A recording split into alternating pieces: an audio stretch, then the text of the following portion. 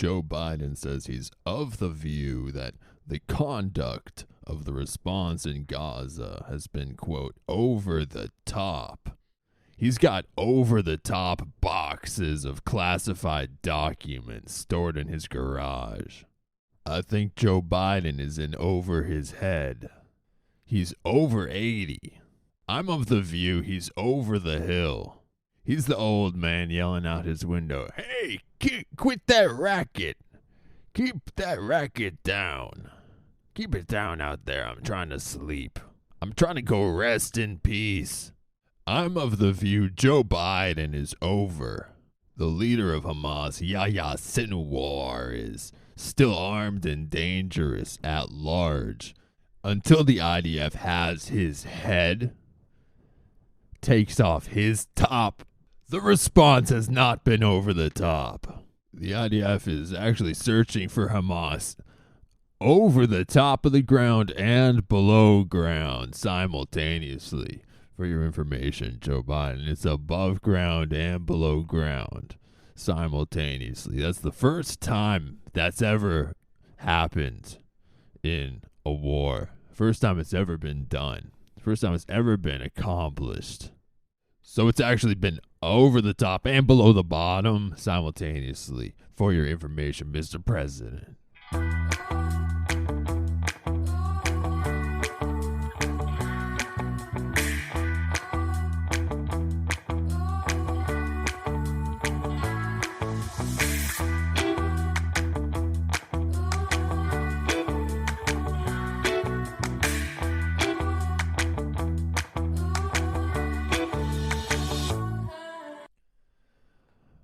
But I also just saw a clip of Joe Biden saying Hamas's response to hostage negotiations has been a little over the top. So clearly he just likes saying this thing a little over the top. He's going around calling everything a little over the top right now. He's going through a phase. His over-the-top phase. Where he goes, "Oh, that's a little over the top. That seems a little over the top." No matter what you say to him, it's a little over the top. He also forgot the name of Hamas. The name Hamas during this interview, so there's also that. Some movement, there's been a response from the opposition, but yes, I'm sorry, from Hamas, but it seems to be a little over the top. We're not sure where it is. There's a continuing negotiation right now. This was recorded first. So Hamas is over the top. Israel is over the top. Sounds like we got a spillage situation. We got a spill. Clean up on Pennsylvania Avenue. It sounds like Joe Biden needs a nap. It's all a little over the top for him right now. Why doesn't Joe take a nap and let the IDF finish Hamas and rescue the hostages? Gaza is getting cleared out. It's fucking spring cleaning time. The IDF is cleaning out those dust bunnies. Those terrorist dust bunnies. The IDF has caused less destruction in Gaza and less civilian casualties than the United States caused in Iraq when they're fighting ISIS, which still hasn't been fucking defeated. The United States has spent years trying to destroy ISIS in Iraq, completely obliterating Iraq in the process. Joe Biden thinks Israel is going over the top, spending a couple months destroying Hamas in Gaza. Give me a fucking break. Israel still has like 100 hostages held by Hamas in Gaza. So fucking give them a break for trying to rescue their people their children, their grandparents. Fucking asshole. Is Joe Biden running for governor of Michigan or president of the United States? Is he running for the mayor of Dearborn or the commander-in-chief? He only had this press conference to come out and tell people that he wasn't going to jail for mishandling classified documents. You didn't have to go all anti-Zionist on him. It was past his bedtime. And the only reason he's not going to court is because the special counsel thought that the jury would just see him as a, what did they say, a lovable old man. Here we go. Our investigation uncovered evidence that President Biden willfully retained and disclosed classified materials after his vice presidency. When he was a private citizen, these materials included marked classified documents about military and foreign policy in Afghanistan and notebooks containing Mr. Biden's handwritten entries about issues of national security and foreign policy implicating sensitive intelligence sources and methods.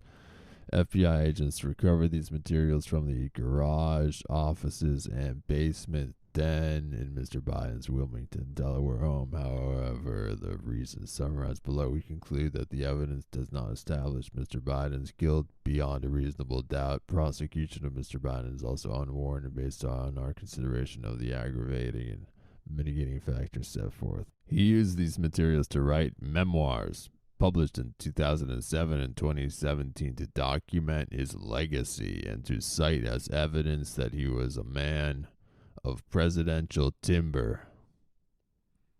So his fucking ego.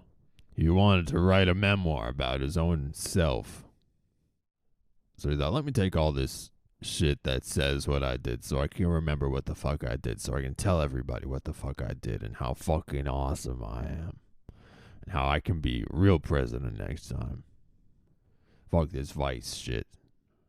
After he was vice president, he said, I'm taking all this fucking vice president shit, and I'm gonna go home, write some fucking memoirs.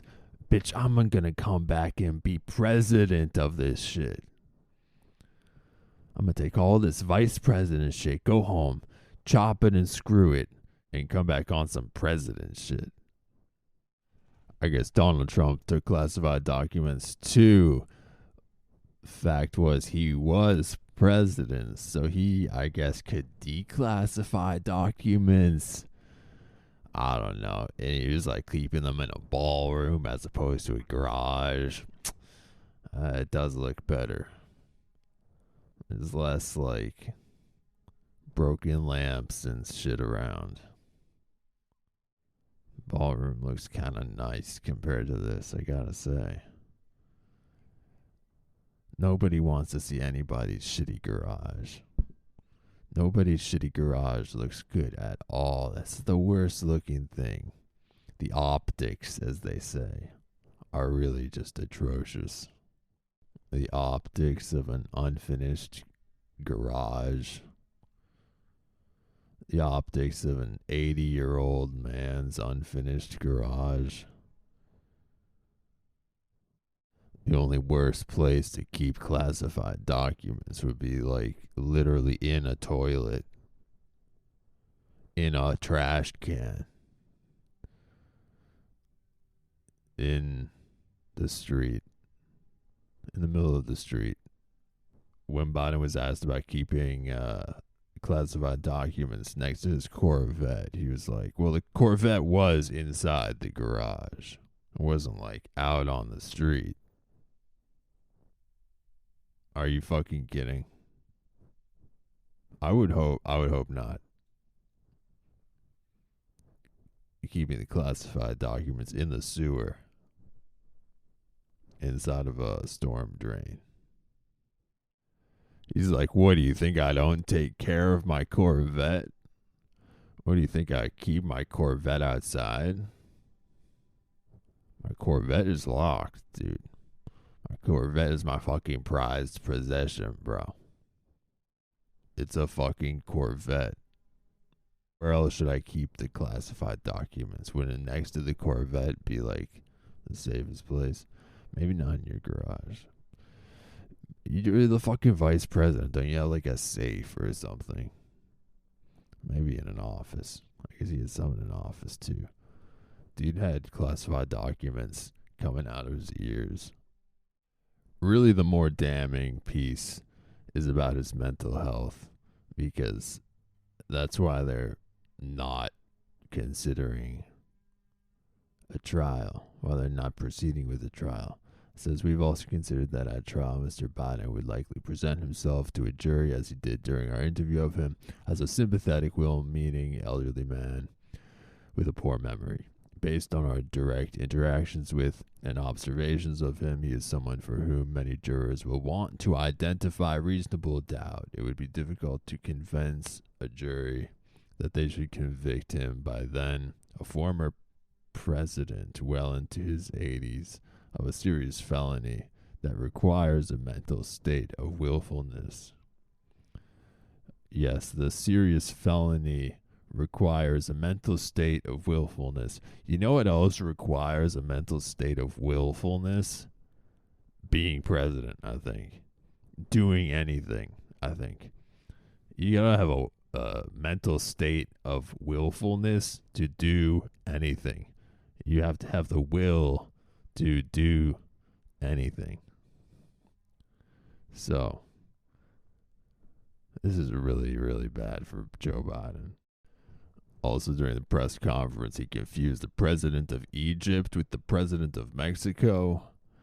And he forgot who gave him this rosary bracelet commemorating his son's death, when he was trying to convince us that he remembered his son's death, because the special counsel report said he forgot his son's death.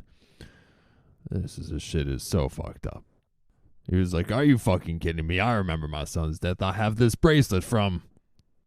God damn it. And Donald Trump might still go to fucking jail for the insurrection on January 6th of fucking 2020 or whatever the fuck year that was. 2021. January 6th, 2021, after the 2020 election. Of course. He's already not on the ballot in Colorado because of that. And some other lawyers are racing against the clock to get him charged for that before November. Insanity. Some two choices we got. Some choice. It's like the opposite of Sophie's Choice. They both suck. They both have taken classified documents home. They're both old men losing their minds. They're both assholes. What's to like? That Marianne Williamson lady dropped out. I think Nikki Haley is our only other hope at this point. Our only hope. Help us, Nikki Haley. You're our only hope. You're our Luke Skywalker. Or Obi-Wan Kenobi. Or whatever the fuck. Not that into Star Wars. Donald Trump did start Space Force. That's kind of a plus. That's something to like. I love Space Force. The Space Force is fucking sick. I don't know anything about it. Is it even real? Did it do shit? I'm gonna look into that. It's about to be a fucking deja vu of the 2020 election. And Donald Trump's gonna start a fucking another coup. Mark my word, I'm predicting it now. He'll lose again, start another fucking coup. Or maybe Trump wins this time and Biden starts the coup. We'll see. Either way, we're fucked. Another big loser of the week, Tucker Carlson. Man, he's getting what he wants, though. He's getting so many fucking views on this Putin interview. It's fucking insane. I hate that he's kind of winning. It's a big L, though. It's such an L. Why are you interviewing Putin? You barely even interviewed him. You just let him talk. You just let him walk all over him. You just let Putin use his platform. He whored out his ex profile to Putin. He whored out his ex profile to Vlad. He's a cuck. Tuck the cuck. Just let Vlad use his platform. Vlad's bitch. Carlson didn't ask Putin about any sort of war crimes. What this was a plea from both of them to get America to stop funding the war in Ukraine. Because Tucker doesn't want to spend any of his own money. And Putin doesn't want his opponent to be funded. So that fucking Venn diagram puts them together, butt fucking each other. Carlson thinks Putin is a honest Christian man. He asked him how he could possibly kill people as a Christian. Are you fucking kidding, Carlson? You have no idea who the fuck Vladimir Putin. He's the hardest fucking, coldest fucking gangster there fucking is. His blood is frozen solid. He's a cold-blooded killer. He uses Christianity. He wields Christianity as a weapon rather than a faith. Do you know how fucking cold it is in Russia? They have bears there, and they turn them into coats and hats and shit. It's snowy. It snows. It's a fucking winter wonderland. So my guy Vlad is cold-blooded duck. Cuck. Tuck the Cuck didn't ask about Russia's use of abduction, torture, or sexual violence in war. This must have slipped his mind. Well, he was just having so much fun. Just giggling his butt off with his butt buddy. Tucker was like, let's talk to Putin. We never hear this guy talk. You never hear this guy talk because he speaks fucking Russian. You hear a translator talk. You do hear his translator talk, and you do see Putin on the fucking news. Remember when he was talking about denazifying Ukraine, the country with the Jewish leader? Get the fuck out of here. Tucker's dumbass would just sit there smiling like an idiot while Putin completely inverts history for 2 hours. Tucker sits there like a fucking school kid. Like a fucking schoolboy in his prep tie and blazer. Getting reprimanded for speaking up out of turn and shit. Putin was like, are we going to have a conversation or a fucking talk show? Shut the fuck up. Tucker like giggled and shut up. Well, he said thank you. He giggled, said thank you, and shut up. Tucker is the ultimate privileged white American man. He's got no fucking concern for what Ukraine has been through, what the Ukrainian people have been through, the women, the children, as I said, the abduction, the torture, the rape.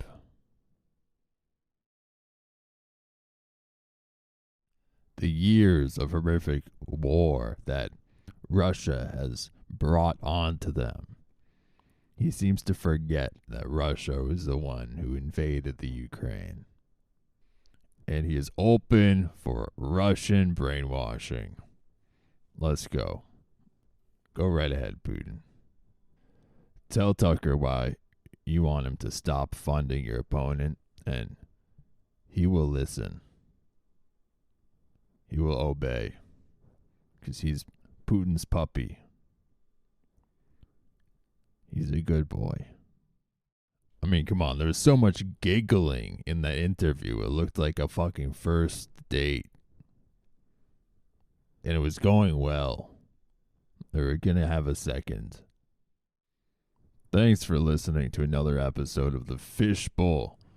Please write into the show. Your comments or questions might just get read on the show, or I might say this is the stupidest fucking thing I've ever heard in my life and can never see the light of day. Email me at spencer@comedyclublol.com. Peace.